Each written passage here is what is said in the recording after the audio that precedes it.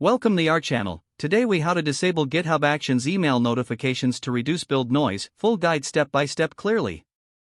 To disable GitHub Actions email notifications, first, log into your GitHub account. Navigate to your profile icon in the top right corner of the homepage. Click on Settings from the drop-down menu. In the left sidebar, locate and select Notifications. Scroll down to the Email section. You will see a list of notifications types you can manage. Find the checkbox that corresponds to Actions notifications. Uncheck this box to disable email notifications for GitHub Actions. After making this change, scroll down to ensure your adjustments are saved.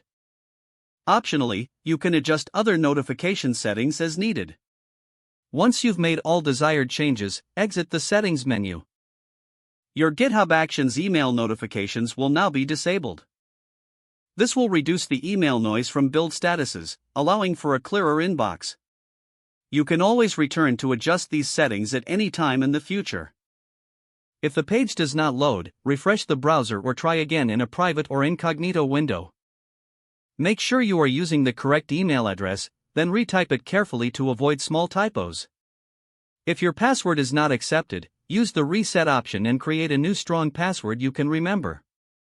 Check your spam folder for verification or security emails, then complete any requested confirmation steps.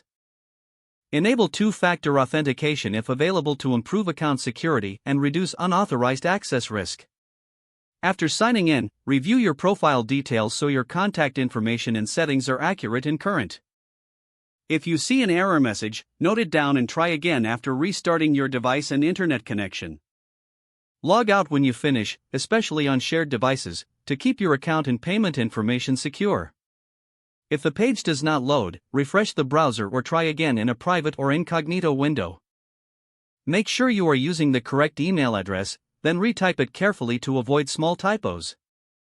If your password is not accepted, use the reset option and create a new strong password you can remember. Check your spam folder for verification or security emails, then complete any requested confirmation steps. Enable two-factor authentication if available to improve account security and reduce unauthorized access risk.